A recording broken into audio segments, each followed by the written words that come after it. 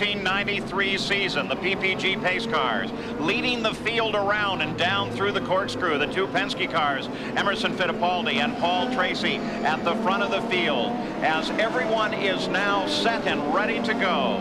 So let's take a look at how they are ready to run in this race and how they line up.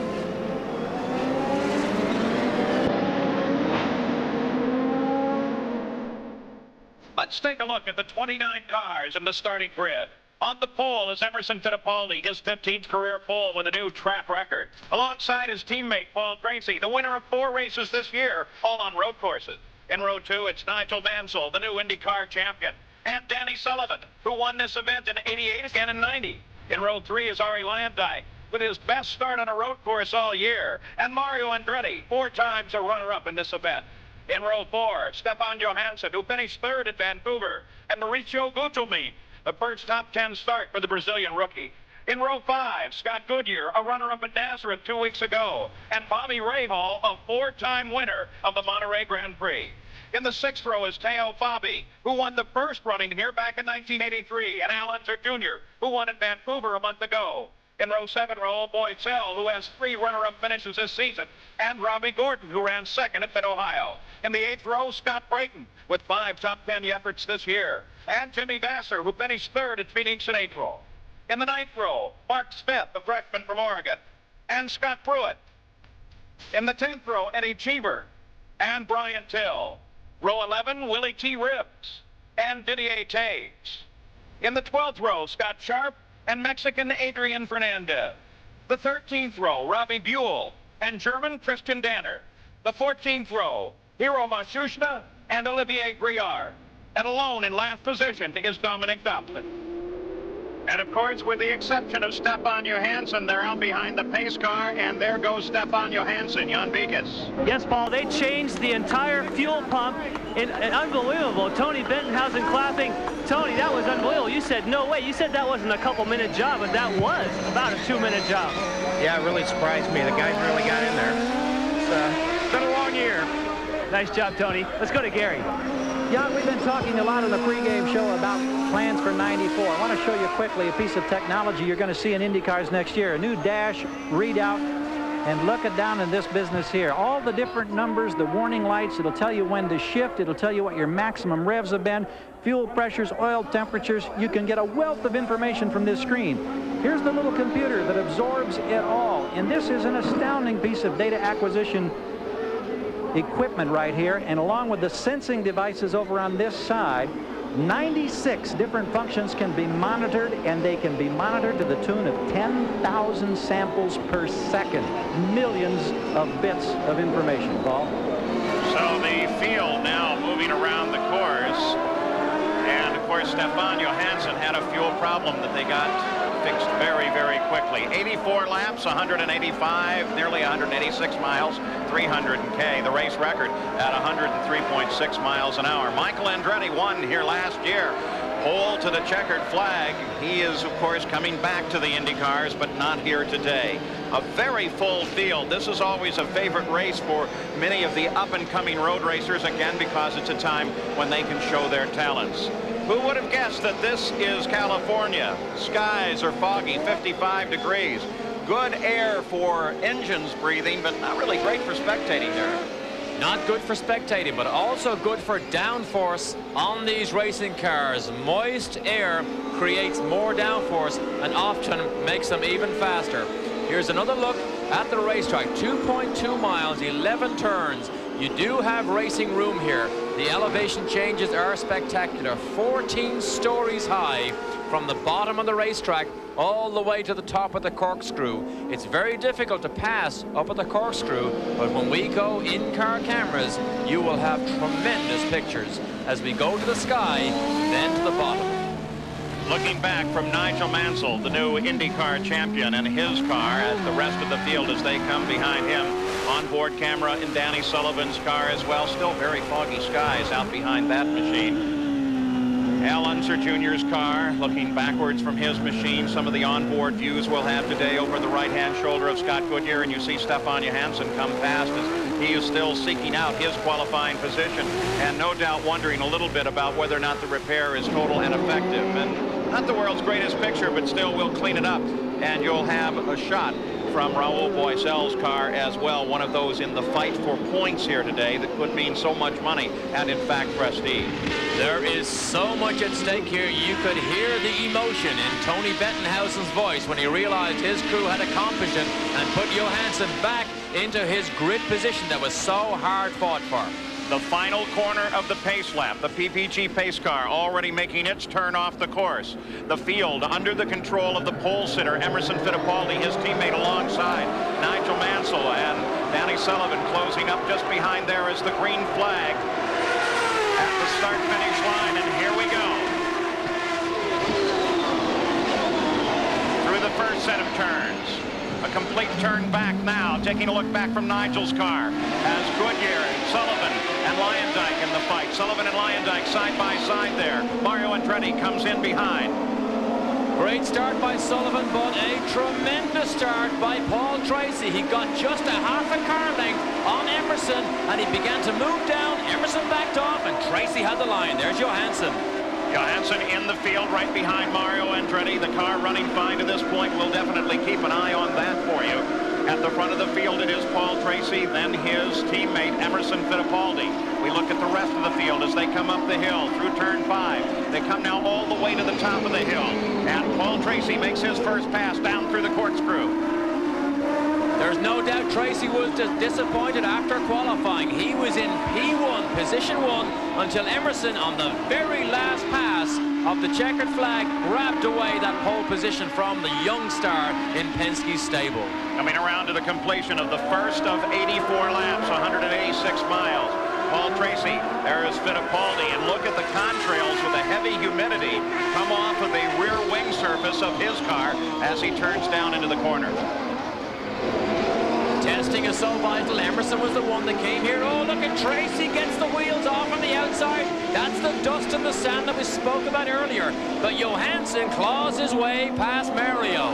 Exactly what you suggested at the starting, Derek, is when they kick off the course like that, it sprays everybody behind him.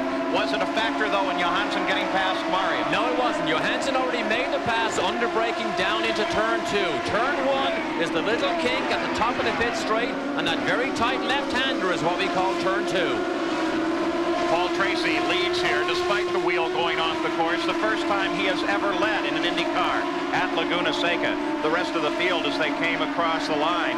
Paul Tracy, Fittipaldi, then Mansell, then Danny Sullivan, then Ari Lyondike.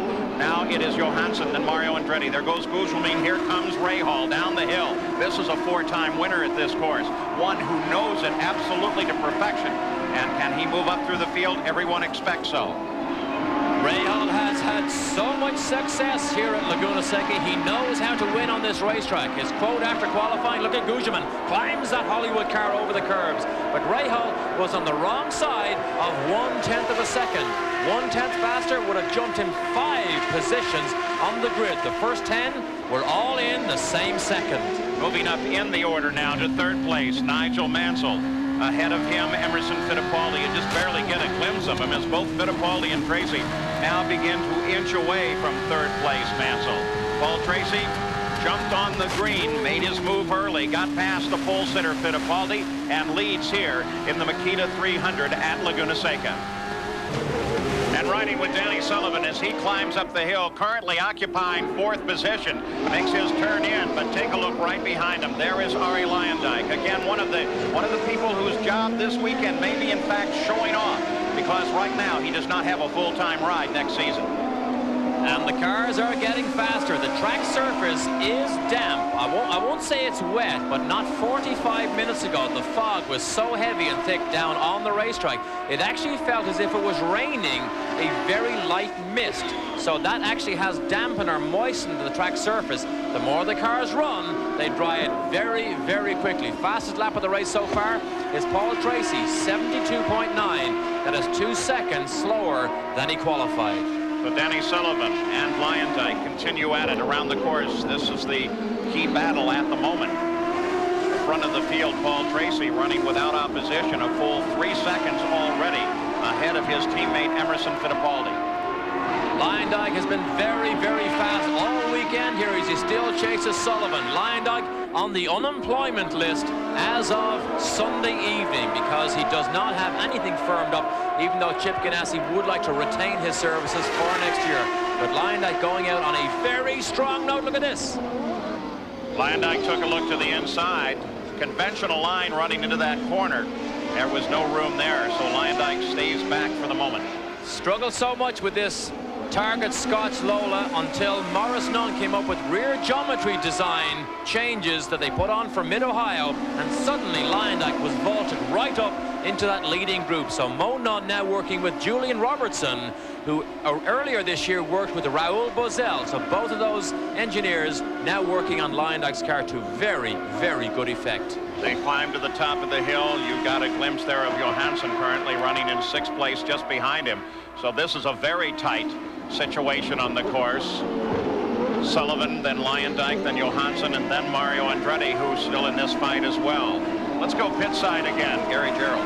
Well, here's Reggie Jackson, the Hall of Fame baseball player. He spent a lot of time in the Bay Area watching an IndyCar race today. You're in Nigel Mansell's pit. I guess Hall of Famers know just kind of where to migrate to. You're following another champion today. Well, you know, I met him down in Phoenix earlier in the year, and he was such a fine gentleman, I kind of became a fan of his, really. I've known the Penske team and those guys for a long time, always great people, but this guy has really been a very kind guy. I rooted for him all year, and I just wanted to come by and say hello. I live close by, so I got no excuse not for coming. Now, a lot of champions here. Reggie, nice to see you at Laguna. Wish you continued success in all your many endeavors. Thanks, Gary. I'm glad you guys are here. All right, Paul. Good to see Reggie Jackson here. I know he's an avid car collector, and he's replenishing his collection at the moment because, remember the terrible fire at Oakland? Yep. Reggie's house was one of those that was involved, and lots of his collector cars were burned. So he's refurbishing them now, building them all back up? No, replacing, because some of them were damaged way, way too much. But an avid car collector, Reggie Jackson. Johansson moving down the hill, down through the corkscrew now in his pursuit of Arie Lyondike, and Sullivan just ahead of him. And of course, Lyondike, for the past several laps, has been doing everything he can to try and catch Danny Sullivan. Jan Beekes? Well, we had a chance to talk to Danny Sullivan just before the start of the race, as you did also, Paul, and he said, you know, we have finally hit the balance on a road circuit just right. He says, everybody's talking about the fact that I've won here a couple of times, that it's all me, that I love racing at this racetrack. He says, you know, that helps a little bit, but he says all the crew, all on the Gallus team is really the people that made this possible. He says, we finally hit that balance right on. 2 wins this season out of the Gallus organization, one with Danny Sullivan at Detroit and one with Al Unser Jr. at Vancouver.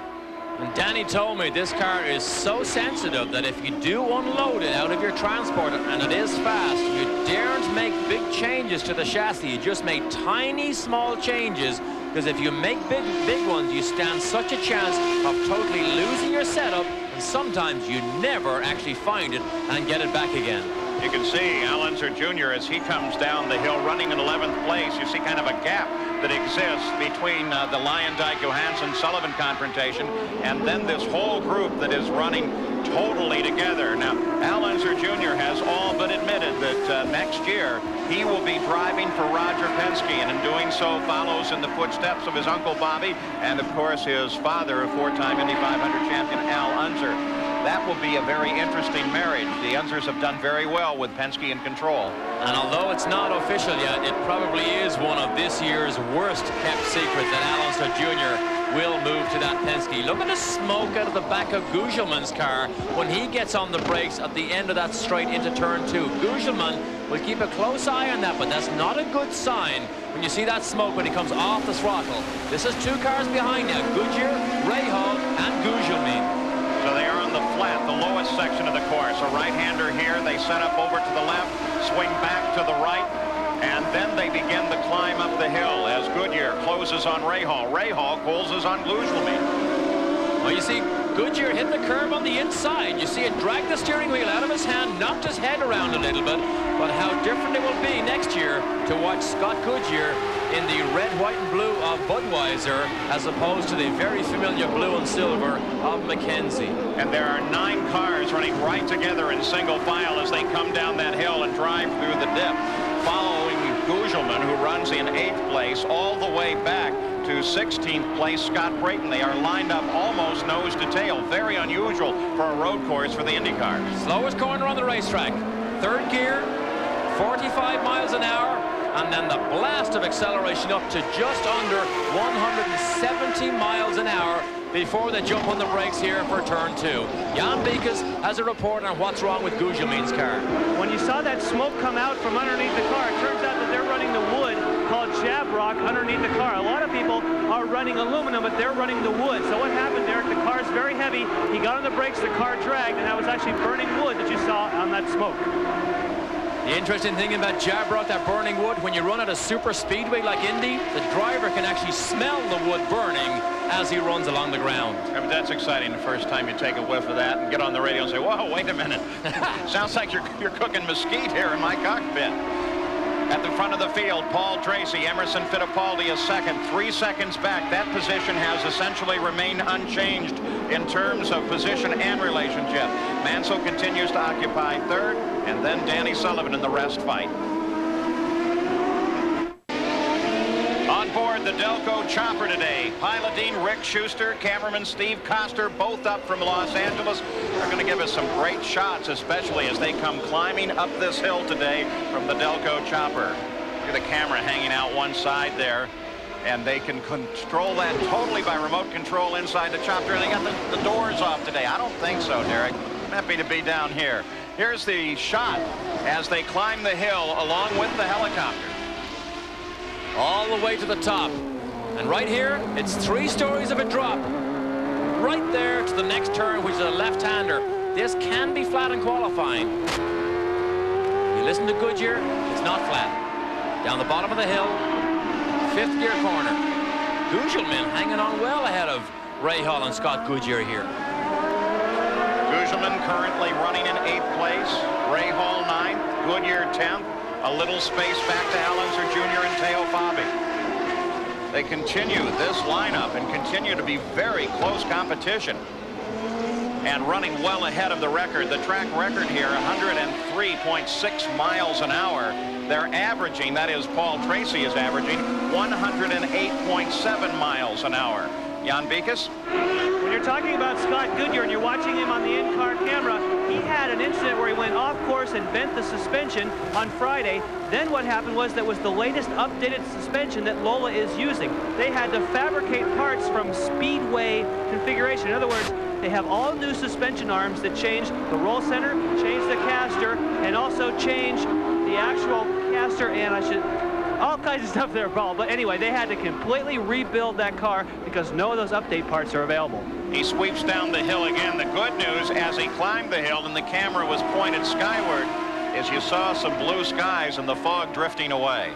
He may not like me telling you this, but that off-course excursion, it was on the very first lap, and he was actually in the pit lane. He came in so fast, lost control on cold tires, and came to Derek Walker very embarrassed. As long as you brought up Derek Warwick, he coming over to IndyCar's? You realize now when I say Derek Warwick, I'm doing my Bob Varsha impression. I wondered what you were doing. What do you think? Warwick was here very much in evidence at Elkhart and Nazareth. He's not here this weekend. I don't know what seats are available for Warwick to fill here because, I mean, unless there's something else that we don't know about or haven't been kept up to date on, I don't see a seat for Warwick.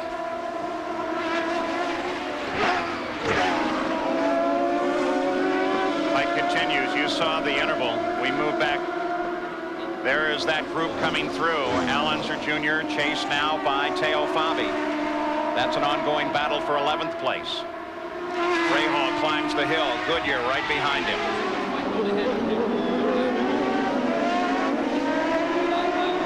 Boy, there you see how tall it is as they make the turn down all the way through the corkscrew, down to the bottom. Robbie Gordon, Raul Boisel.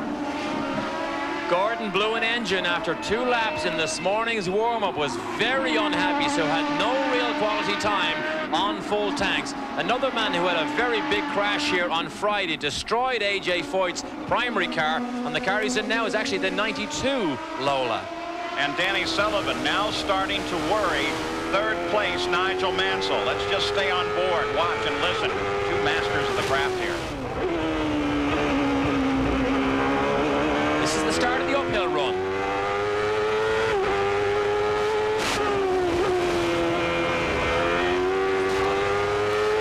Here's the big climb to the top of the hill. Now the roller coaster ride.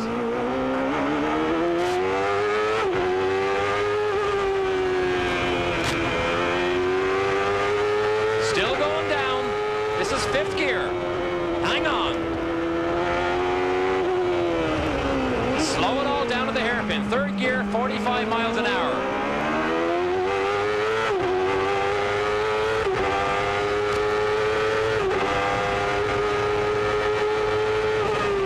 Turn 2. Squeezing every horsepower out of that Chevrolet engine trying to catch Mansell. Oh, he corrects it there. You see, the cars always try and get away from the driver. Sometimes it is a fight.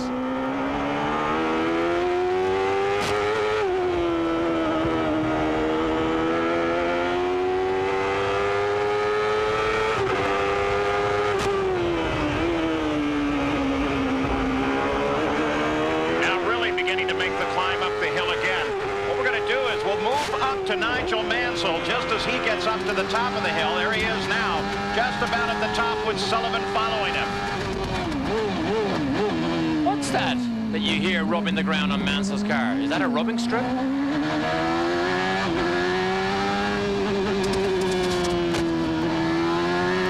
I think it is. I think they run that car so low to the ground, the rubbing blocks. There it is again. You can hear it. Look at Sullivan under braking. Look at this. All the way up under Mansell's rear wing.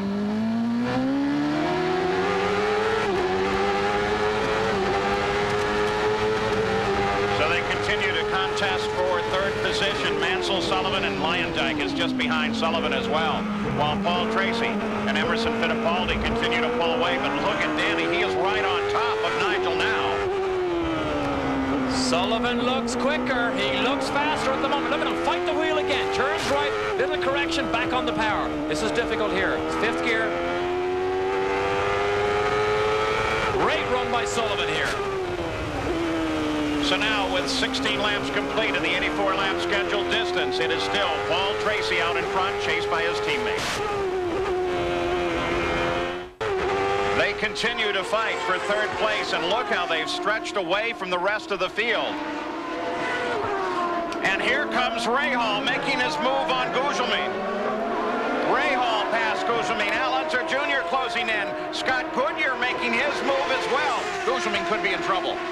He could be in trouble, but that's the classic out-braking maneuver down to the hairpin when Rahal slides inside Gugelmin and then puts him offline, and Goodyear takes full advantage. Let's go to Gary Gerald. In the Gugelmin pit, we just checked with Tony Mandongan here on the pit wall. No, not a word in the radio from Mauricio, so they don't know of any particular problems. We were also in the Rahal camp a few moments ago. Rahal a little frustrated because he's been having his difficulties getting around in the traffic. So now we go on board with Al Unser Jr. He runs in 11th place. He's been in the middle of the fight. We'll stay with him for a while.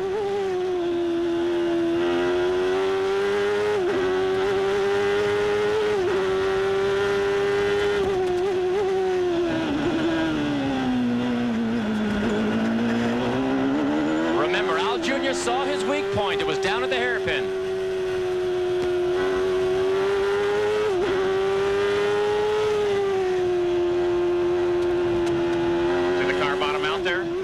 Still see that smoke, not close enough. 45 miles an hour, 3rd gear. Here's the blast. Chevrolet versus Ford here.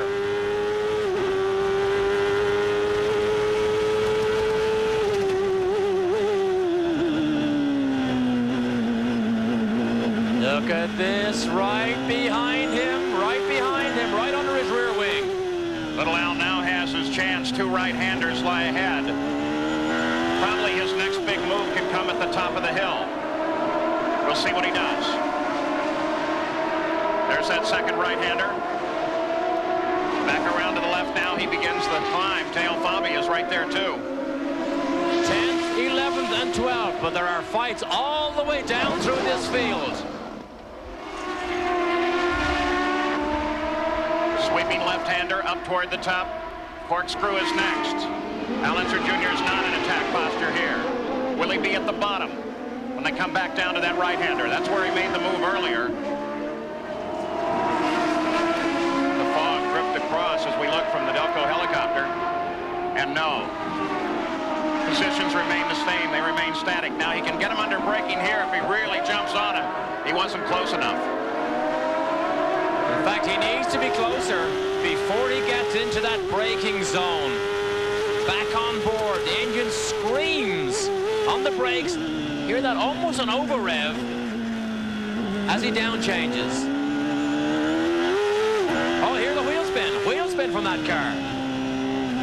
You got to be careful. Oh, look at this. He loses his line, has to back off, make a correction, and Gugelmin, boom, suddenly pulls 2 car lengths. It's the fact that he can close in 2. Is that a product of different gearing, the different way that Little Al approaches that corner? What's happening there?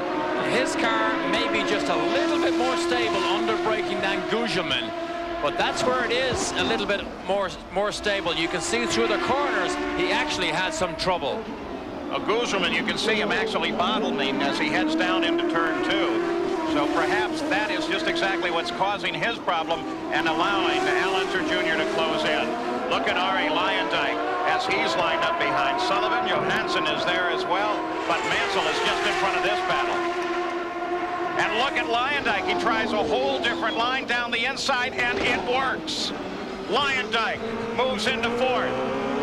After 21 laps of following Danny Sullivan, look at Sullivan has a little poke down the inside. Luyendyk finally finds, or actually makes, enough room as he went through that little kink at turn 1 down the inside. He got a great run off the hairpin.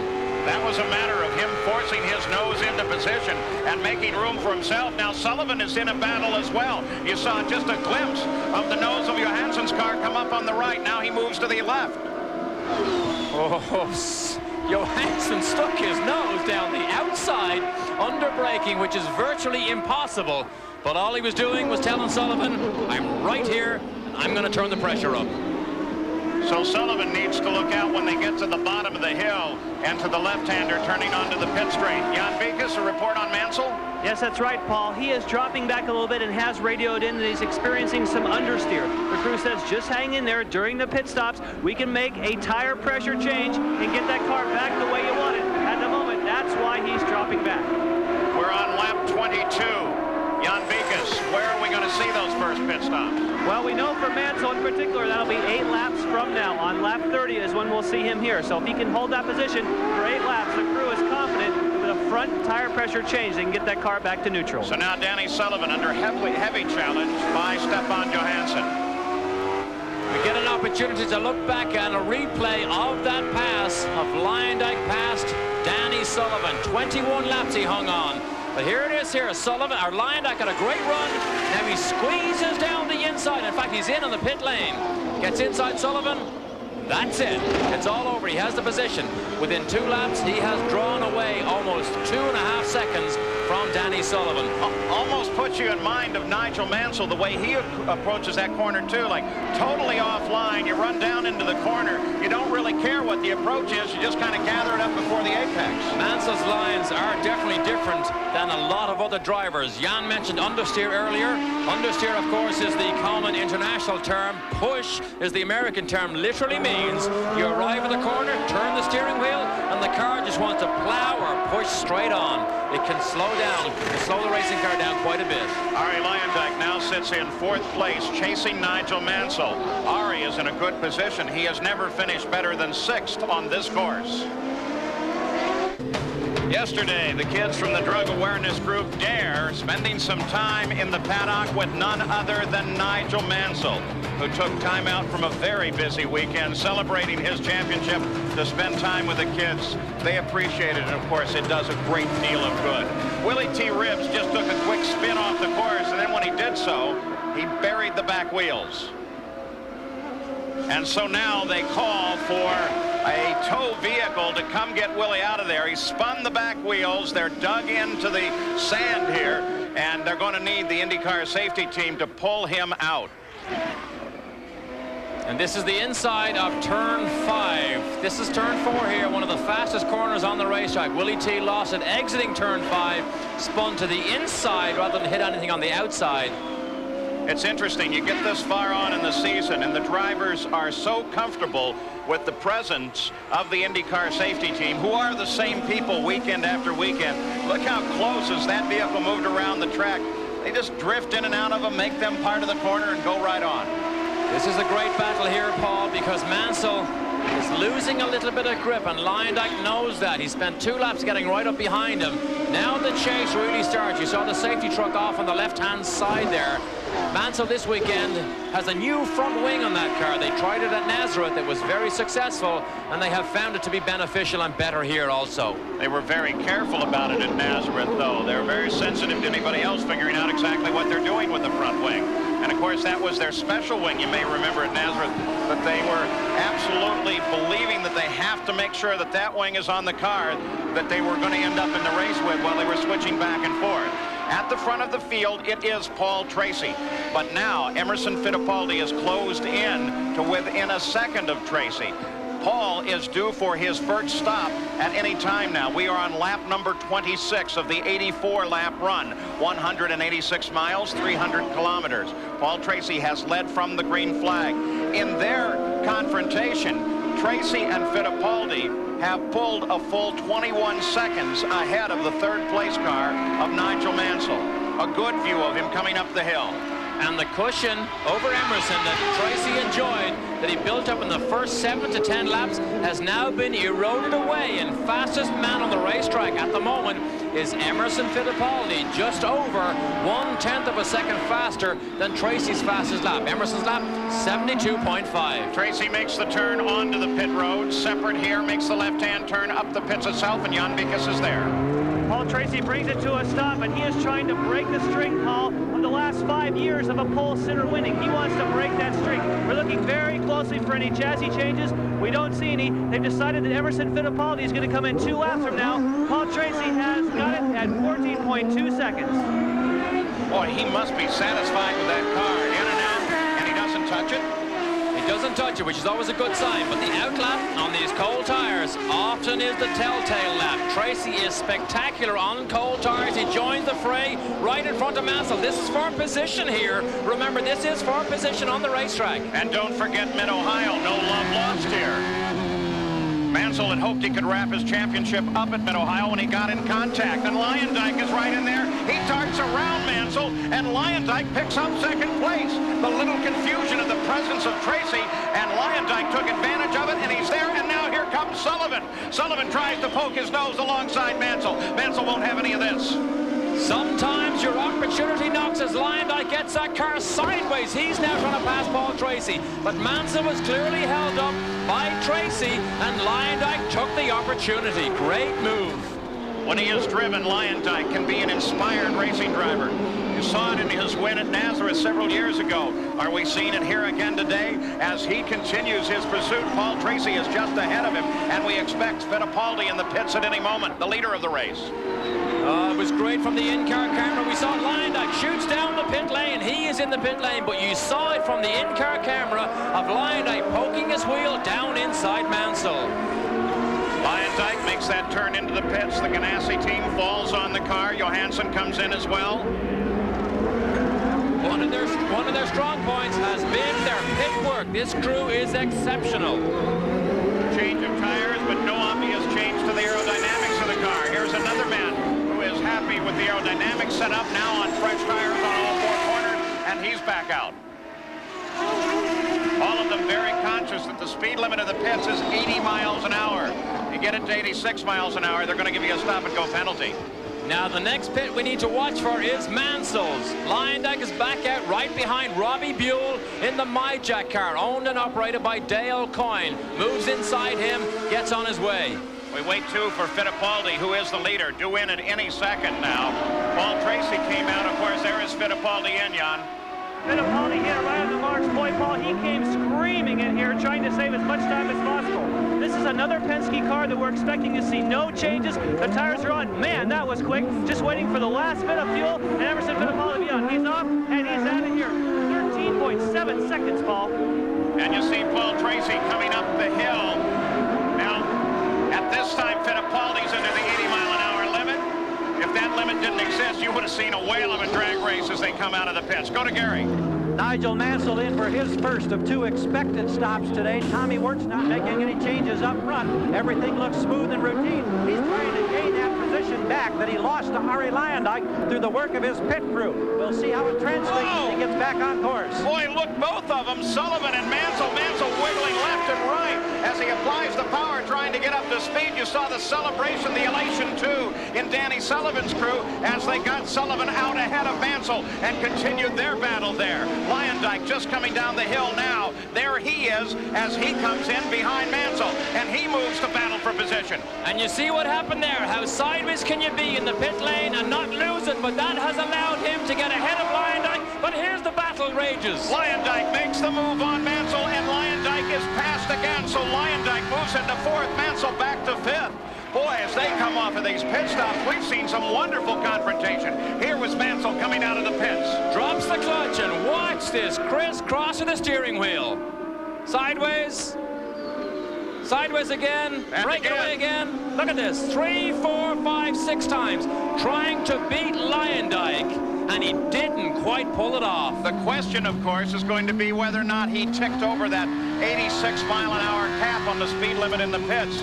No doubt the officials saw the maneuver back and forth and are taking a real hard look at that situation. I think it probably was very close, but as yet, no indication. Well, the front wheels may have been doing 80 miles an hour, but the rear wheels were definitely near 180. Yeah, you wonder what they're going to read. Are they going to read the lateral speed or the frontal speed on the car? The Makita 300 continues from Monterey, California. Tracy in front. The potential of another runaway by Paul Tracy. After the first round of stops, he is the leader once again. His teammate, the pole sitter, Emerson Fittipaldi, sits in 2nd. Danny Sullivan, with a brilliant drive today, sits in 3rd. Arie Luyendyk 4th. Nigel Mansell is 5th. And Stefan Johansson currently runs in 6th place. Continuing on in 7th, Scott Goodyear, Bobby Rahal, Mario Andretti, and Teo Fabi.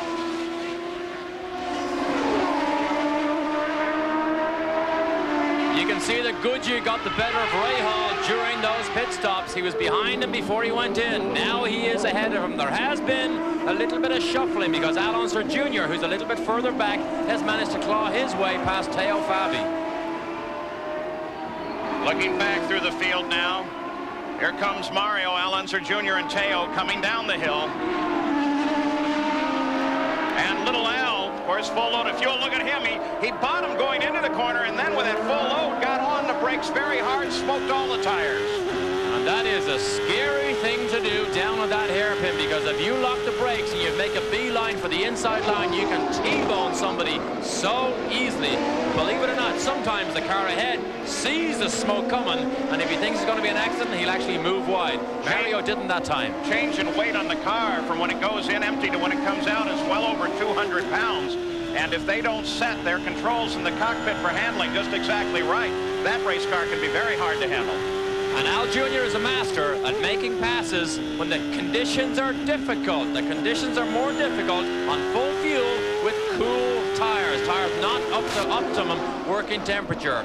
If he doesn't make the pass there, he knows sometimes he'll struggle mightily to make it later. Again up the hill, the sun shines at the scenic Laguna Seca, and that dive down the hill. Thrilling ride the first couple of times, tedious after that, and a very fast left-hander at the bottom that's very difficult to drive. Here we go again. Is he close enough? Is he close? He's going to try it.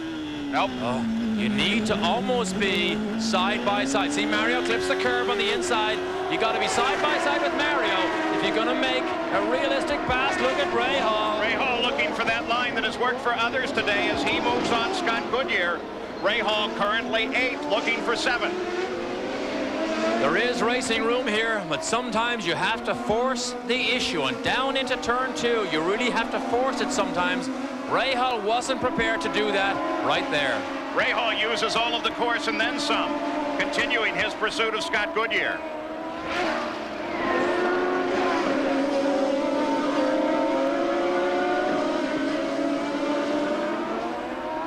Uphill run. You cannot make a mistake here. You make a mistake, you lose 2, 3, or even 4 positions because it takes you that much time to grab the momentum back.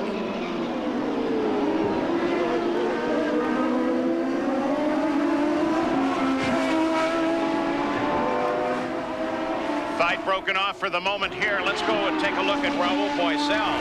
He's been locked for the past couple of moments in a battle with Gugelmin.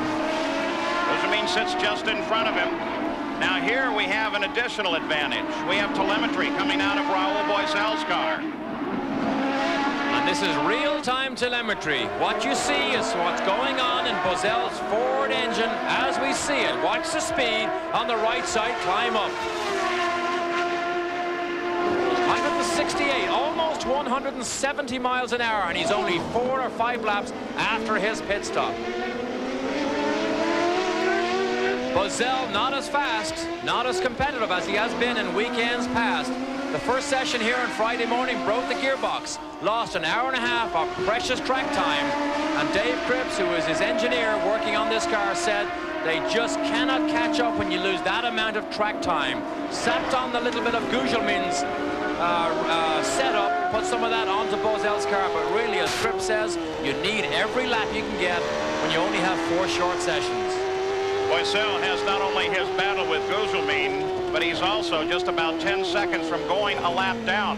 Keep an eye on the back of Gugelmin's car as well, too. It looked as if they climbed, when they climbed the hill, that there was a bit of misting at the back of his car. Jan Vikas, you can update us on Boisel? Actually, I can update you on the whole Dick Simon team. All 4 of their cars are all running together. To add to what Derek was talking about short sessions, they did not have the opportunity to come here and test. So they're just shooting with what they would use as their normal road course setup. Obviously, all those drivers are very close together. Unser Jr. makes a move on Mario Andretti. Teo Fabi closes in as well. So this fight that has been set up for several laps now becomes something very real. Mario sweeps to the outside. Teo looks for the inside. It's a battle for 10th place. And let me tell you, that was absolutely forcing the issue. Look at Al Jr. down the inside, and Mario does not give up. Watch this. Watch the wheels almost contact each other. Mario was not willing to give that up, but Al Jr. forced his hand. Fabi almost followed Al Jr. through. And really a spectacular piece of driving by all 3. Mario stayed right where he needed to be. Little Al stayed low on the corner. Teo put the nose in there, but continued to be part of the battle. Willie T. Ribbs, he got restarted, but now he's off the edge of the course again. So Willie T. with a continuing problem on a hard day on what it essentially is his home track. Back at the Makita 300, we're tracking Mario Andretti and Teo Fabi and their circulating battle for 10th place and the interval. Brian Till being reported out of the race now with a broken header on the car. Assisting ESPN with aerial coverage of this year's 1993 Monterey Grand Prix are the fine folks from Delco, the official battery of IndyCar racing. Look at that view down. And the tremendous crowd, once again, just a gigantic crowd here at Laguna Seca. Even despite all the fog this morning, they were here plenty early at 6 o'clock.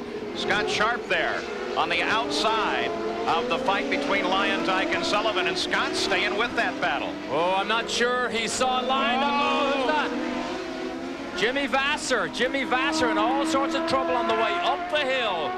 Gets it out of control, and luckily didn't get all the way to that concrete wall. Boy, he just gathered that car up at the last possible second. No doubt felt that he was in trouble as he started the turn into the corner, got out of everything, and was able to keep it under control. Mark Smith now the next one on Danny Sullivan's shopping list. They are lapping these cars. Mark Smith in the 92 Penske. I think he's had a tremendous baptism into IndyCar racing. Moves aside as he should. He'll see Lyondike. He'll allow him to go by because he knows they are in a private battle. Mark Smith does. He moves to the right-hand side, lets Lyondike through. It's my understanding that Mark Smith with Craftsman may be moving over to Derek Walker next year, and that would be a fine move for him, and also opens a wonderful opportunity with Frank Archiero's team.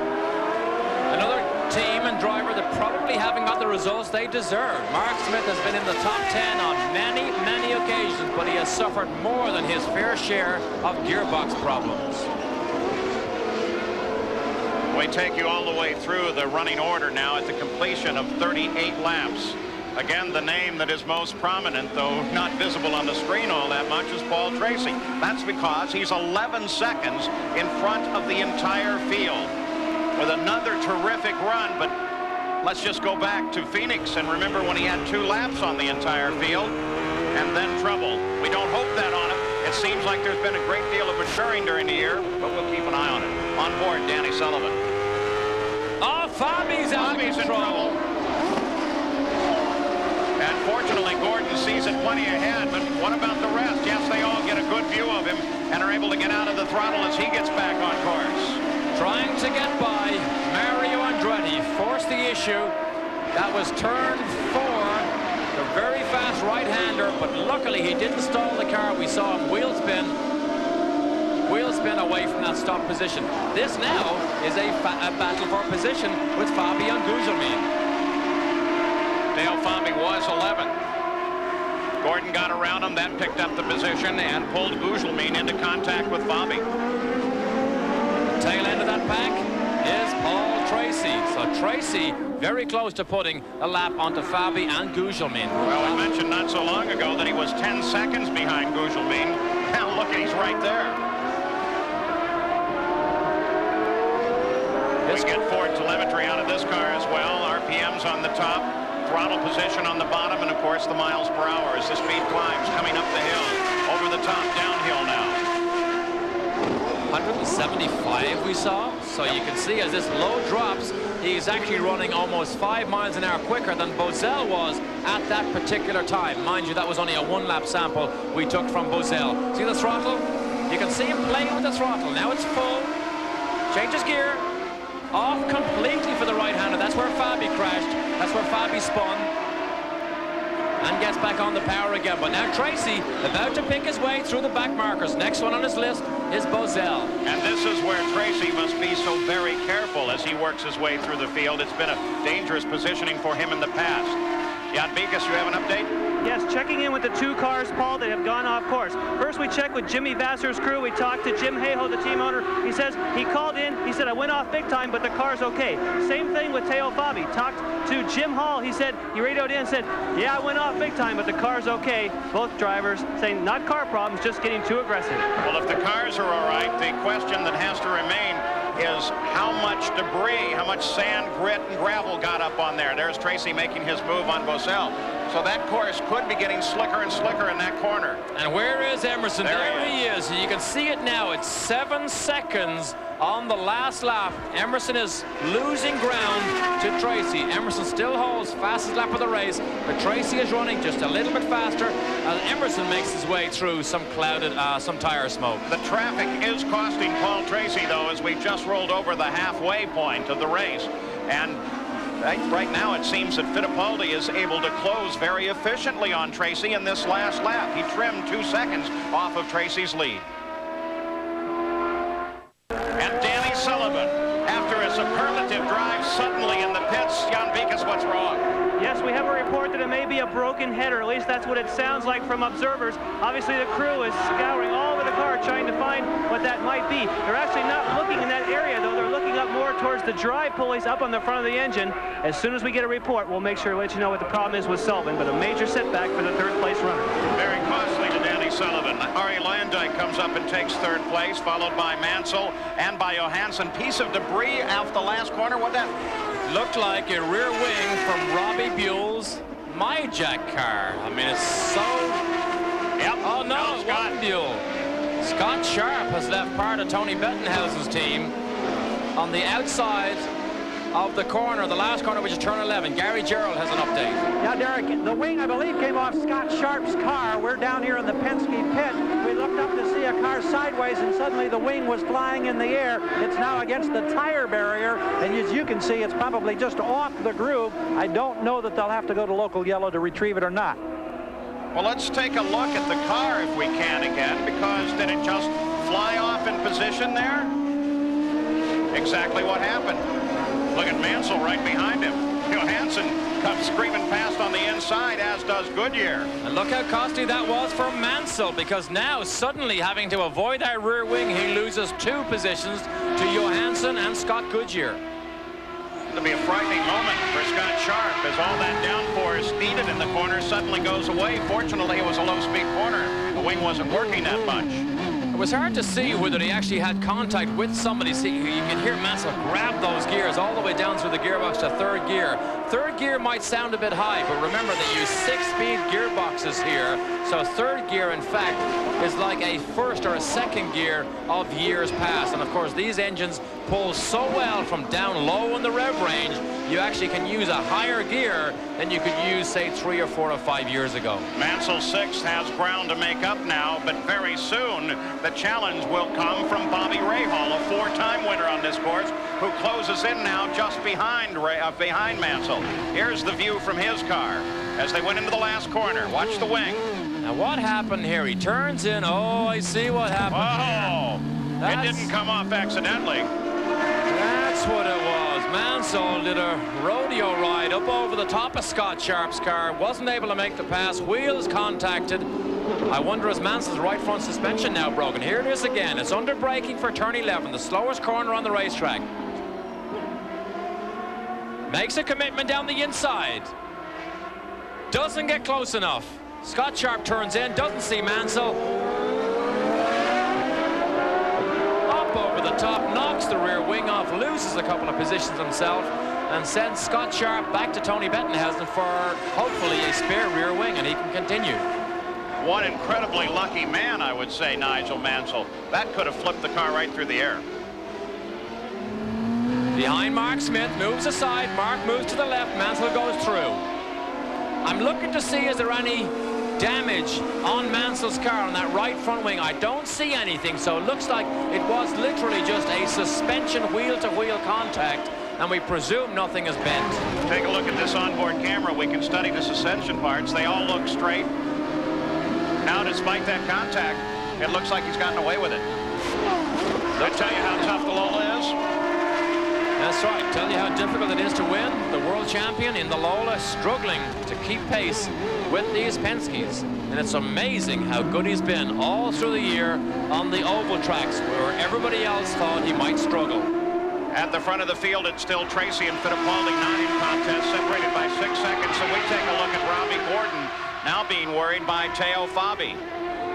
Gordon currently in 9th place. And Teo lining up with him.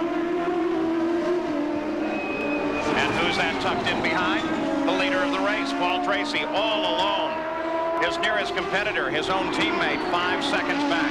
He has fallen foul of passing traffic in the past. It is very painful, I'm sure, for him to watch what happened in Mid-Ohio when he had yet another win and he threw it all away.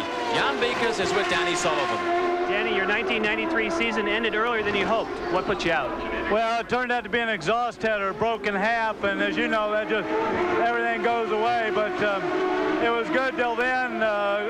Crew did a tremendous job to take me from 5th to 3rd, and the car was running, you know, no problem. And you know how it goes. It just goes like that. Just one moment it's there, and the next minute it's off song and no power.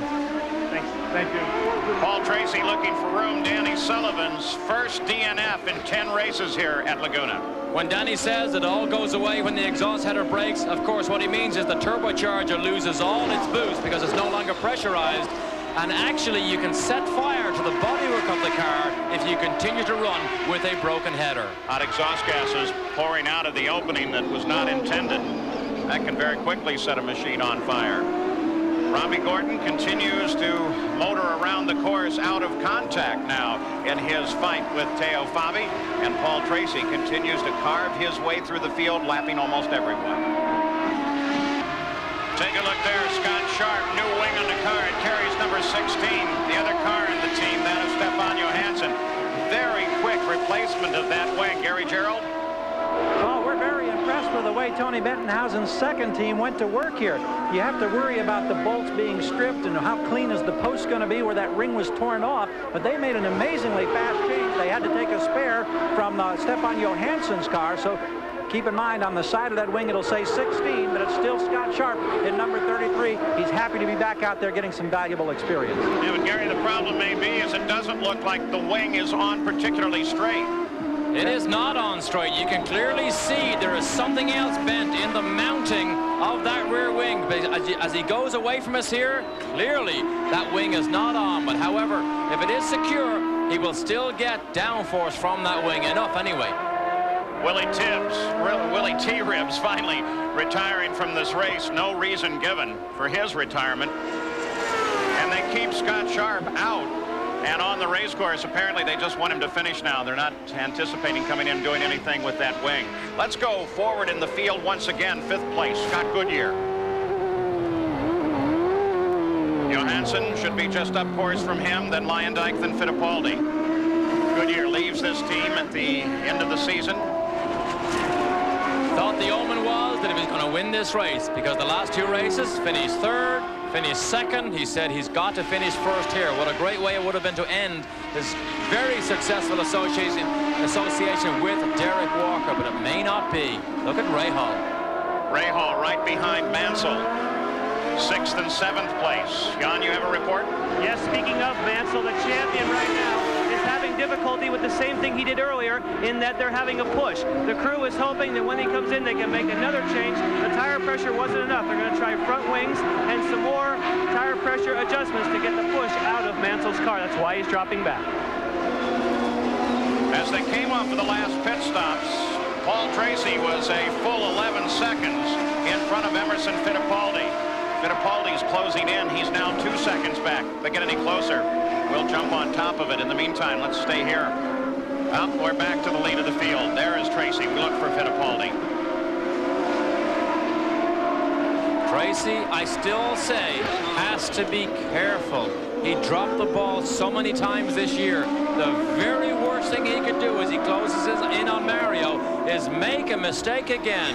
There is Emerson. He is absolutely reeling him in. Less than 3 seconds now, it looks like. Look at Mark Smith. Is he in trouble? He's moving aside, slowing down. That's everybody down the inside. Fittipaldi has been running laps faster than the leader, Paul Tracy. That's obvious by the fact he's closing in on the last lap, though. Tracy was 0.6 faster, but Fittipaldi was handling traffic earlier and counted by Tracy. And handling traffic is what you have to be very good at, but you can clearly see here now, Emerson is closer than he's been for many laps over Paul Tracy, but Tracy has clear road ahead of him. 2 cars in separation right now. That's Fabi, that's Andretti, but they're in their own battle. That's a fight for 9th place. So they're not going to give any ground as Fittipaldi comes up and tries to catch his teammate to battle for the lead. During qualifying, Emerson was 7th fastest with only 4 minutes to go. Came in, made a small, minute change. He liked it and went straight out, and in the very last lap, boom, grabbed the pole away from Paul Tracy. Still that battle between Andretti and Fabi, just behind Paul Tracy, while at the same time, now, Emerson Fittipaldi tries to hunt down his own teammate as the Penske team battles within itself for the last race of the season. From Laguna Seca Raceway, our great aerials being provided by Delco, the official battery of IndyCar racing. The Makita 300. We are now 54 laps deep. There's the chopper with the camera hanging off one side, keeping track especially of the top of the hill. We're keeping track of Tracy and Fittipaldi. They were so close together just a few moments ago, but now with traffic and the battle between Fabi and Mario in between them, Fittipaldi has been forced to drop back just a bit. We're still threatened with a cloud bank not far away from the racetrack, but at the moment, beautiful blue skies over Laguna Seca and clear air. Now, we're looking ahead to some pit stops upcoming. Jan Beekes, what can we expect? Paul, we can expect to see Emerson Fittipaldi first this time instead of Paul Tracy for the Penske team. They have already rolled out the tires. They say that it is a tire situation, not a fuel one. In other words, Emerson felt that his tires went off on that first sequence. He wants fresher tires sooner. He thinks that's going to give him an advantage. Lap 56 next time for Emerson. The very next lap will be Tracy. You talk about tires, Jan. Nigel Bennett said the biggest problem with designing an IndyCar, he believes the tires are too small for the weight and the horsepower these cars put out. They are under-tired, and it becomes a designer's nightmare sometimes trying to design a car that's faster. knowing that you have to make these tires live. Emerson now is in and Jan is there. They wait. Whoa, he gets sideways coming in, but he does hit it. He is taking everything he can to cut down the time here in the pits. He pulls off a tearaway. They're changing all 4 tires as normal. We do not see any chassis changes.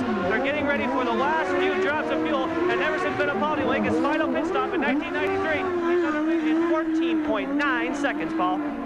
Spectacular work by the Penske organization. Paul Tracy due in next there. You can see by the crew members all up and down the pit road that many are expecting to stop very soon by the rest of their cars, but some tactic being played here. Fittipaldi, as soon as he's feeling his car going off on tires, heads into the pits. There's Paul Tracy coming up the hill now. Next lap should be his stop. And the pit stops have changed the face of these races so often. Emerson knows he probably cannot catch him on the racetrack. He has had a super pit stop.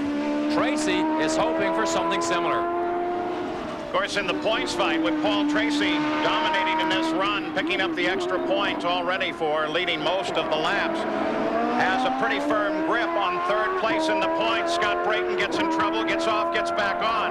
Whoa! Now that was a scary moment because he left so much dust behind him. Olivia Griard did not see Scott Brayton ahead of him and had to take serious avoiding action on the way up that hill.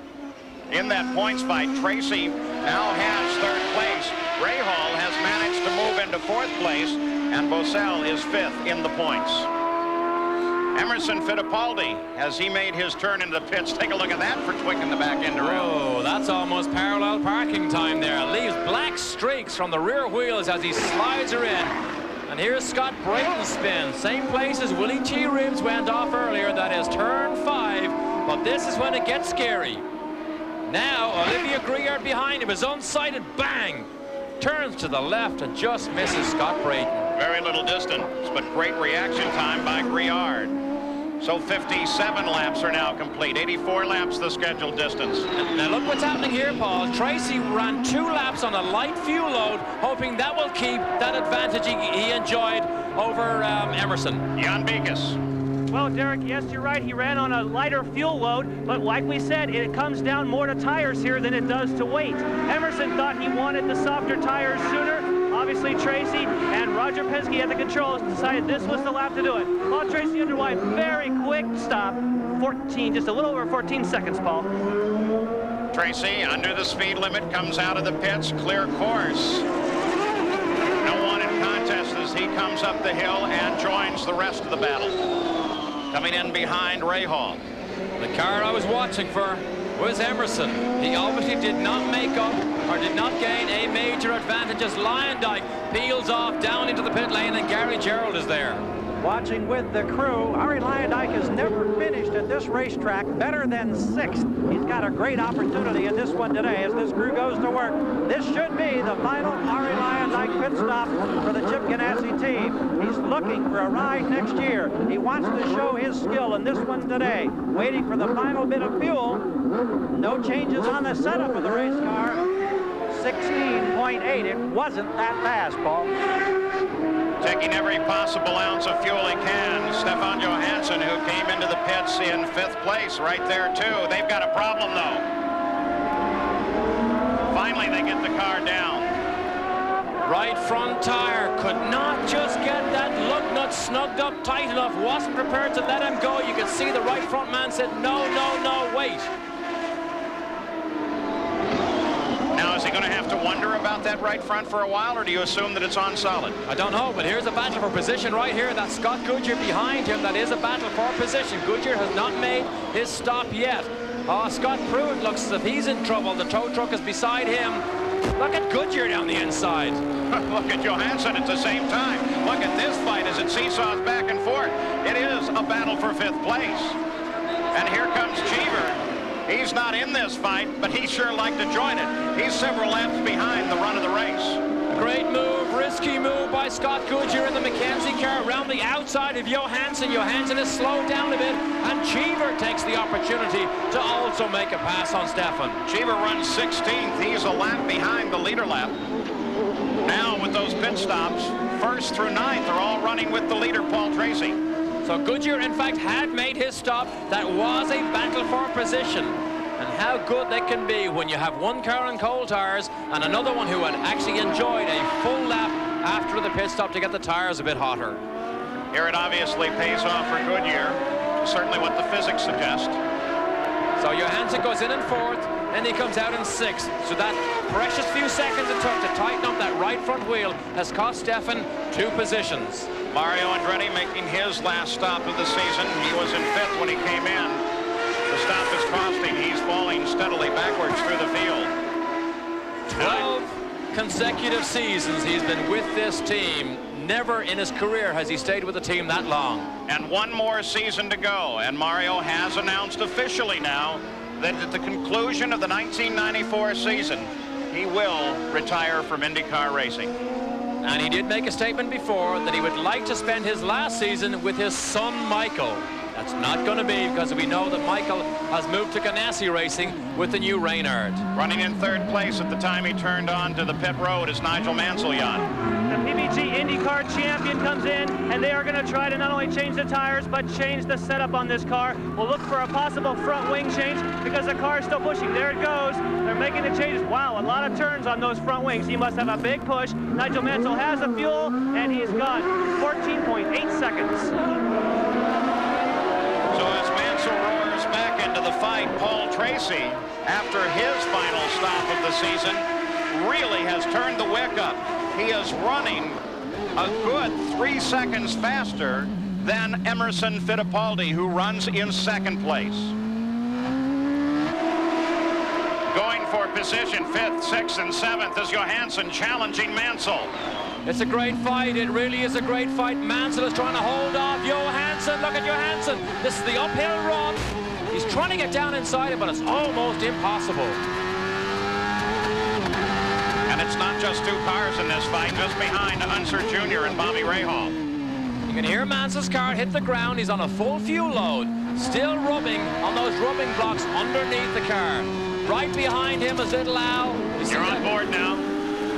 There's that fight just ahead. Rahal just behind Little Al. Johansson delayed with that.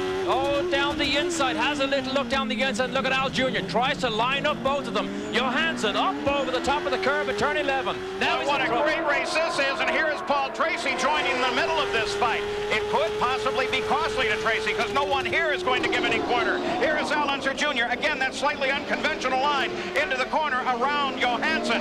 Picks up the position. Tracy comes in behind Johansson, trying to put him a lap down. Moves to the inside, can't get it. Rahal is there too.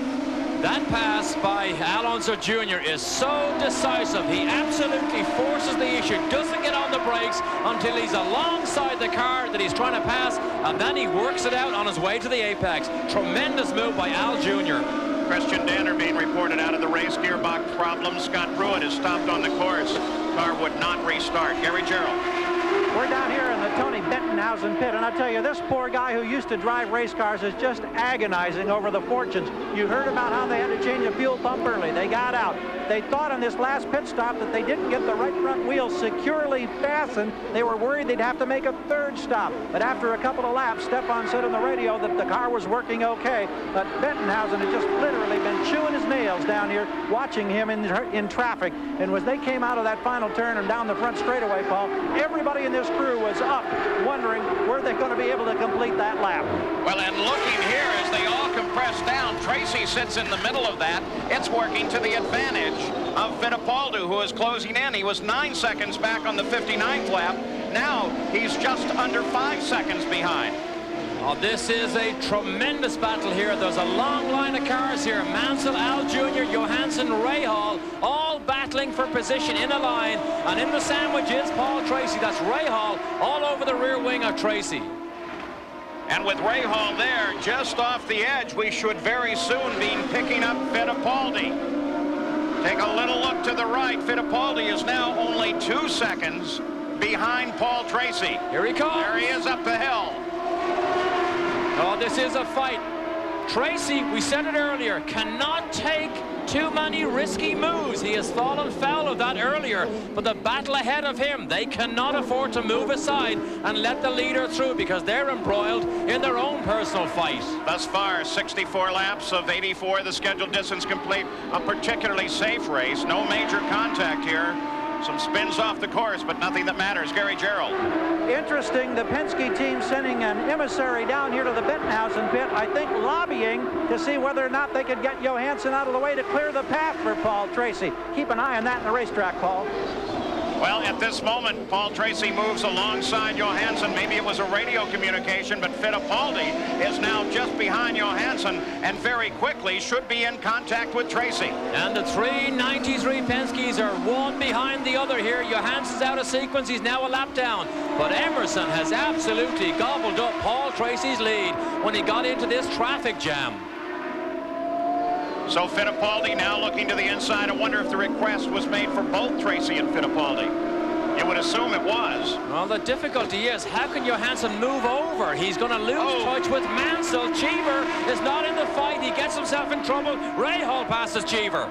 Unser Jr. caught up behind Briard now as he moves inside Briard. Tracy very hard on the brakes looking for room. That's where you get in trouble. That's where Tracy could so easily get in trouble by trying to slice past Briard. He backed off and let Briard sort himself out, but Emerson is right there. Tracy dropped a wheel off, got off the right side of the course. Emerson closed in. Now Emerson is right behind Tracy. They both try to duck under Johansson as Rahal closes in to join this fight as well. But the battle is now for the lead as Fittipaldi challenges his teammate. Great fight here. Rahal, remember, is trying to catch Johansson. Johansson does not let Tracy through, and Emerson is right behind him. Great fight. Boy, you wanted to see a car race. We have one here today at Laguna Seca. Round 16 of the PPG IndyCar World Series. The last race of the year. We suggested it might be a time for everybody to show off. But look at Fittipaldi and Tracy. They've got jobs for next year, and they're still showing off. Johansson, they're trying to lap him. Tracy has to watch what goes on ahead as well as what goes on behind. There are no team orders, no championship to be decided here. It's just bragging rights on the final race of the season. With the speed of Tracy and the absence of full course yellows, we're running at 106 miles an hour average race speed. That's 3 miles an hour faster than Michael Andretti's race record. Jan? Well, you say there's no team orders in the Penske camp, but what there is that Roger Penske is, of course, telling Paul Tracy, take it easy, watch yourself in traffic because of the problems he's had before. That's given Emerson the chance to close right in. Now, Johansson has lost touch with Unser Jr. He probably will move over soon because the heat is certainly being turned up here. Here we go. Here comes Tracy moving down to the inside. He cycles past Johansson, so for the moment, Tracy and Fittipaldi are separate. We're in Laguna Seca, California, the Toyota Monterey Grand Prix, the Makita 300 underway, coming to its closing moments now, and a tremendous battle redeveloping for the lead. Paul Tracy powerful throughout most of the race, pulling away from the field. But in the last few laps, Fittipaldi, his very own teammate, has been driving like a man possessed and is now sitting right on the rear wing of Paul Tracy.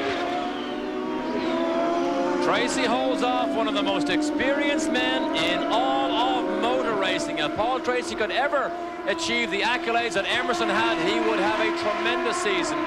But I'll tell you what, Emerson is going to have his work cut out for him to pass Tracy. Catching him is one thing. Actually making or expecting it to be easy, Emerson knows he will not be. Jan Beekes. Unbelievably, we just had a report that Paul Tracy's going to have to come in the pits because his seat belts have become undone. Paul Tracy, our leader, I've never heard of that. Derek, he'll be here any second. Happened several years ago at Scott Pruitt in Detroit, where he kept having his seat belts unbuttoned and had to come in to get them reattached. Talk about a man who, when he has bad luck, if he doesn't have it for himself, something else gets into the mix. You might ask why? Why stop? Well, remember, he gets beaten around and thrown around that cockpit when he goes left, right, accelerates and brakes. But the most dangerous part of not having your seatbelts undone, if you have an accident, it is an incredibly dangerous situation to be in. So you're suggesting in part it's a judgment call on his part? In part, I would suggest it will be a judgment call. Well, then how, if they're even attached at all, would he even consider coming into the pits? The only thing about it is he has a clutch rest down for his left foot that he can brace himself in the cockpit with. If he can get away with that, he may struggle on. But the thoughts of an incident and having no seatbelts surely must be on his mind. And of course, it means that he can't drive at 100%. He's driving a little off of his pace now. Fittipaldi, if he doesn't know it, can surely sense it. Jan Beekes?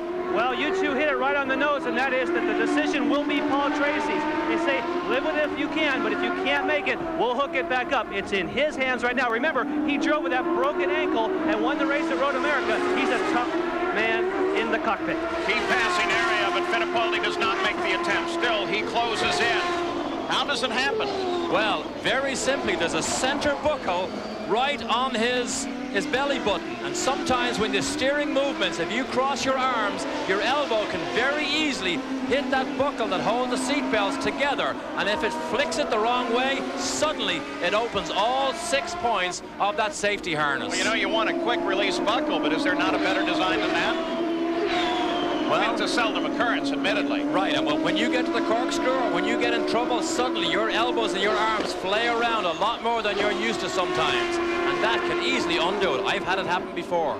14 laps to go for the 1993 PPG IndyCar World Series. If those belts are very loose, it doesn't seem that Paul Tracy is beginning to show it. He's actually been inspired by the presence of Fittipaldi just behind him and has been pulling away. I mentioned 6-point harnesses. There are 2 around his waist, 2 around his legs, and 2 over his shoulders. But the one buckle holds everything together. When you release it, everything suddenly releases. So for the moment, this fight for the lead is broken off. There are no other fights in the field. It remains static. Car off in the turn 2 as it slides off the edge of the course. We can't see who that is. We'll check it, and we'll report it to you when we come back. Well, what was it? Just a few seconds ago, it was this car. Nigel Mansell, he got together. You'll see the marks on the right side of the car with Mark Smith. Take a look as he comes out. Well, he's going to turn the right side away from us at this point. But he got into some fairly heavy contact. It spun him off. Yellow flags flew in turn 2, and Mansell has just been simply motoring ever since then. It looks like he's pit bound. So that's 2 accidents. You can clearly see over the Haviland sign there that there has been heavy contact with Mark Smith. I don't know why Mansell's going so slowly. Obviously, he thinks there's something else broken in the car, so he's had 2 incidents today. Here it is, down the inside. Whoa, what an argument over a piece of property. I don't know whether he had any chance of making that, because Mark Smith was already turning into the corner when the contact appeared. You see both cars do spin. Gary Gerald is there. Nigel comes in and immediately shuts off the engine, unbuttons the steering wheel. That's the indication that his day may well be over. Now, we had it word that he may have injured or hurt his wrist in that contact when the wheel turned. We don't know if that, in fact, is the case, but Nigel, the 1903 IndyCar champion, is climbing out, Derek. There will not be a season-ending victory for the Newman Haas team. Well, he certainly is favoring his right hand, and you saw in the onboard camera how fast that wheel spun around when the wheels got into the side of Mark Smith's. Nigel has carried that injury for quite a long time. Look at the steering wheel. Watch that. Right hand, watch the impact. Look at that. Yanks the steering wheel to the right.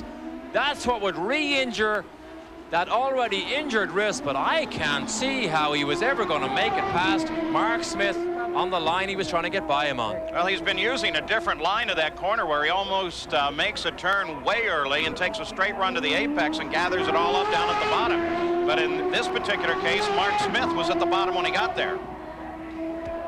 So the season is over for Mansell. What a spectacle it was to watch him, particularly on ovals. But unfortunately, after 2 incidents, today is over. However, there's a big, big check ready for him tomorrow night at the banquet. He has added so much to this year and makes history, winning his first IndyCar race.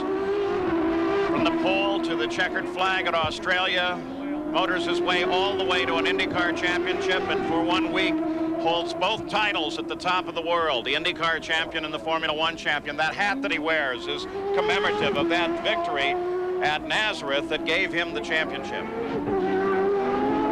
Believe it or not, that wrist injury did not come in a racing incident. He fell down on his way into a press conference earlier this year at Cleveland, and that was where that injury occurred, and now it's been aggravated again with that incident with Mark Smith. Gary Gerald, you have more. We're alongside Nigel. The IndyCar medical folks are here, and they're going to tend to him. There won't be any confirmation from Nigel as to specifics relating to the problem until they have an opportunity to check it out further. You mentioned, Derek, that unusual incident that happened in Cleveland that resulted in the injury. Nigel's sitting here in the back of an emergency cart now, various crew members checking with him, and now they will take him for examination. We'll have no word from him at this point.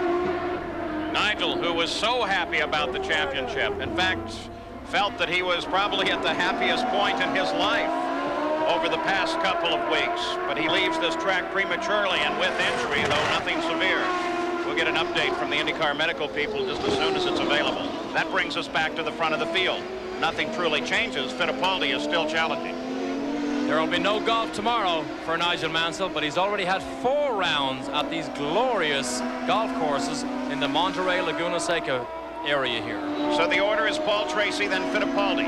Lyondike is 3rd. Scott Goodyear is 4th, followed by Unser Jr. Then Stefan Johansson is 6th, followed by Bobby Rahal, Teo Fabi, Mario Andretti, Robbie Gordon is 10th, then Raul Boesel and Adrian Fernandez. If his belts are loose, it's difficult to tell. Paul Tracy continues to set a record pace, 3 miles an hour, over last year's record set by Michael Andretti. But Emerson Fittipaldi is just behind him. Gary Gerald, there could be some interesting tactics at play here. Well, indeed, Paul, because there's a huge bonus at stake for Emerson Fittipaldi, let alone the individual pride in trying to get his 4th win to match Tracy's 4 this season. That Marlboro bonus that goes to the man who starts from the pole has built to $60,000 for this race. So if Emo can get by Tracy, he's got a huge payday in store. Now let's go to the Penske pits. We'll learn more from Jan. Well, we checked with Emerson Fittipaldi's crew, and we asked, have you told Emerson that Paul Tracy's belts are loose? This was 3 laps ago. They said, no, we don't have to tell Emerson that. He is going to go after the win. Well, we now have a report that last lap they did call Emerson and tell him the problems that Paul Tracy were having. Obviously, they want him to smell the blood of that prey that he's trying to hunt down. So while the battle at the front of the field continues on, just ahead of them is the ongoing fight with Al Unser Jr. and Scott Goodyear as they work their way through some traffic. Fernandez is now between Tracy and Emerson. This is where Tracy got in trouble earlier. He was not prepared to slice through traffic, and this is where Emerson gobbled up his lead. Now he follows Al Jr. Jr. not in contact with Goodyear. That's Mashusta just ahead of him. But again, as Derek suggests, you have to be so very careful in traffic, especially if you're Paul Tracy. And look at Fittipaldi. Fittipaldi pitches it off the course, over the barrier, into the tire wall, and Fittipaldi's race appears to be done. Let's see if he can get it started and get going. He's certainly going to give it a try. Will he bog down in that sand? So many others have. I think he's going to make it back onto the course. And Fittipaldi goes back into the fight. What an incredible piece of driving. He just drops one wheel off, does a quick spin, takes it to the barrier. Something must be broken on the car now, or a tire going down. Is the right rear coming down? A momentary lapse of concentration and an indiscretion almost spelled disaster for Emerson Fittipaldi, and it allows Tracy to move ahead. Look at the dirt that's all over the rear tires and front tires of Fittipaldi's car. Boy, did you call it at the start of this race that just that kind of thing is what could cost. It's in a traffic jam. Emerson knows how quick he was before. He's trying to come inside. Mashusta tightens the line too much, loses it. But look what happens here. He goes on a buck and bronco ride and just misses. Oh, in fact, he did. He hits the tire barrier. There may be damage to Fittipaldi's car, but he managed to keep the engine running. Remember, he's almost a lap ahead of most of the field, so he can still continue, maybe in 2nd place. They build the car strong in Poole, England, and Fittipaldi is trying to continue on, still being scored in 2nd place as he continues on the circuit. Sometimes it looks easy, and when the world's best can get in trouble that quickly and that easily, it gives you an idea how difficult and dangerous racing can be. He tried to get down the inside of Matsushita Panasonic car, and here he goes for a wild ride up in the air, backs it into the tire barriers. Well, well, well, how the face of the race can change in one tiny indiscretion. And you can see, too, really airborne. There's a little dip in that corner. He got the right rear into it as he tried to avoid Matsushita, and boy, that sent him around instantly. So now the pressure comes off Paul Tracy, because suddenly the red and white Marlboro car that was in his mirrors and filled his mirrors suddenly disappears. Let's go to Jan Mikas. Paul, the Penske crew does not expect to see Emerson Fittipaldi here. They were able to see that on a monitor, and they thought for sure he'd be on pit road. But now they say he will try and make it to the end. Car not as severely damaged as first thought. Just 4 laps to go now. When we saw him run off the racetrack again, when we suspected maybe he had a puncture, I think it was just the tires covered in that sand and debris from being so far off the racetrack, and it took about 2 or 3 corners to scrub the tires clean again before he could get on his way. What a wild ride for Emerson. But Fittipaldi, who stays in second place despite that ride and continues to soldier on now in the closing laps of the 1993 season for the IndyCar. What a season it's been, too. Paul Tracy still out in front. Fittipaldi second, Lyondike third. Fourth is Goodyear. Unser Jr. is fifth. Then Johansson, Rahal, Teo Fabi, Mario Andretti, Robbie Gordon rounds out the top 10. In 11th, Raul Boisel and Adrian Fernandez is 12th. That takes care of the point paint positions.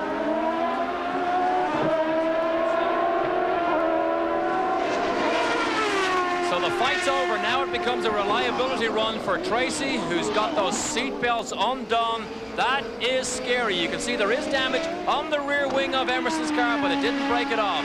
So Lyondike now still all alone in his best finish, a rostrum finish for Lyondike in his last race with Chip Ganassi's team. And he's still not going to give it up at all. He's going to drive this thing right to the finish as hard as he can. As he flashes across the line, 81 laps complete. His wife Mika is here, her first trip to a race after giving birth to twin boys. So Ari Lyondike is now a proud father of 5 children, all living in Phoenix, Arizona.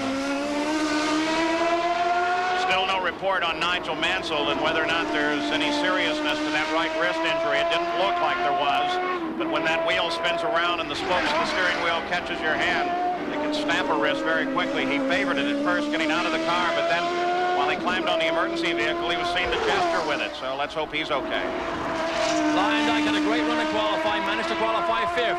Believed he could have been much higher, maybe up on the second row beside Mansell, except he was blocked on his fastest lap by Nigel Mansell all the way down into turn 2. Now the report comes from IndyCar. Nigel Mansell was checked by the IndyCar medical team and has been released, so no indication of any serious injury there. Tracy all alone works his way through the field. 82 laps complete, 2 to go. Domination here by the Penske cars. Tracy has now lapped everybody all the way up to 4th place, which is now held by Scott Goodyear. But the interesting thing is, Tracy was not the fastest car on the racetrack. Fastest lap of the race is still held by his teammate Emerson at a 72.59. He did that time very early in the race on his first set of tires. Well, Paul Tracy, one would have expected Nigel Mansell to be the master of the natural terrain road courses, but in fact, Paul Tracy has proven to be the road course master this year as he heads for yet another victory. Jens Wintral with the white flag. The final lap of the 1993 PPG IndyCar World Series, and Paul Tracy merely has to hold on right at 2 miles now. He is unchallenged by his teammate Fittipaldi, who continues in second. Fittipaldi, in turn, is unchallenged by Lyondike. Scott Goodyear is in 4th. Unser Jr. is 5th. No one in challenge in the top 5 positions. And if you look back at the what if he had won Mid-Ohio? What if he had won Milwaukee? What if he had won Phoenix? How that would have totally changed the face of this championship. Paul Tracy climbs the hill for the last time in this 1993 season at Laguna Seca, down through the Corkscrew, looking at the possibility of his 5th win of the season as as Derek suggests, what if this car, this man could perhaps have been the champion, but for one or two mistakes during the season. The final turn, the final straightaway ahead for Paul Tracy. And Paul Tracy climbs the hill. The Marlboro car, the Penske, powered by Chevrolet, takes the checkered flag. Emerson Fittipaldi will come to the flag just behind Tracy, but Paul has done it. The Canadian has won at Laguna Seca.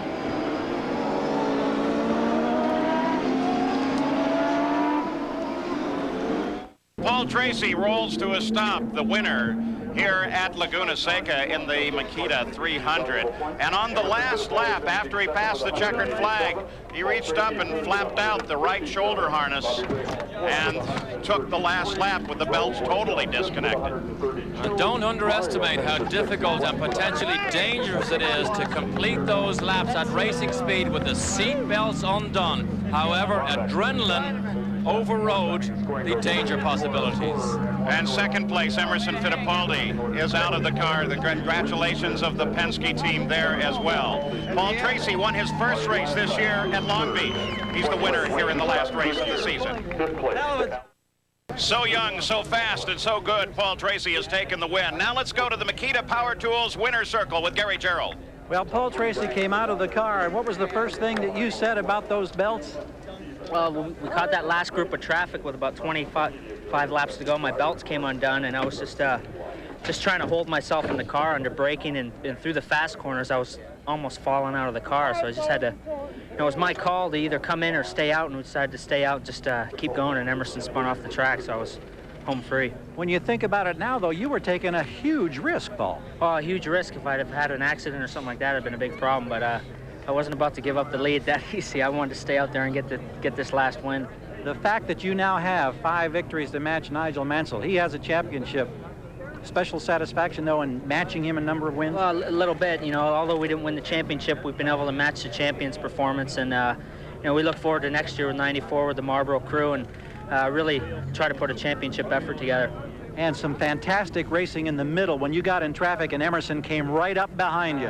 Emerson was really inspired. I was really struggling with the traffic to get by them. There was a lot of guys racing and weren't really looking in their mirrors because they were busy caught up in a battle. But you know, Emerson drove fantastic, and I can't say enough about the whole team, and it's just a great way to end the season off. We congratulate you as we go to Jan Beekes. Thanks. Emerson Fittipaldi, Paul Tracy was just talking about how inspired your driving was. Hey, but you're all full of dirt here. You had a wild ride. Well, it was a great ride, and then when I was diced with Paul, we were trying to pass Hero, and I think Hero went wide, all Junior pass, and then Paul passed, and coming out of the corner, when I was just about to spin up, I tried to turn a little more. When I turned a little more, I lost the back end. Do you think you could have caught him had that not happened? Well, I think it would be incredible dice the last 5-6 laps because I was running a little stronger than Paul. I had a little better grip than Paul, but you know, it was great for the Marlboro team, Penske 1 and 2, finish the season so competitive. I'm very happy. Nice way to finish 93. Thanks, Emerson. Thank you. Penske team 1 and 2. It's unofficial, but there doesn't seem to be any reason for contest as Paul Tracy takes his 5th win of the year. Here are the unofficial final results, followed by Fittipaldi, who finishes 8 points behind Nigel Mansell in the championship. Then Arie Luyendyk, Scott Goodyear, Al Unser Jr., Stefan Johansson. Bobby Rahal, Teo Fabi, Mario Andretti, Robbie Gordon, Raul Boisel, and Adrian Fernandez picks up a PPG point. We look down through the entire field here. 29 cars started, and it is the 5th time that this race here at Laguna Seca has run the entire run without a full course yellow. This track traditionally produces some really great racing. I think we definitely saw a true maturity from Paul Tracy this weekend in the way he dealt with traffic. Didn't fall into that big hole that has consumed him so many times. However, what have we got to look forward to? Tracy, Mansell, Michael, Gordon next year. We could be in for a barnstormer next year. One last look at the final standings of the PPG points for the year. So that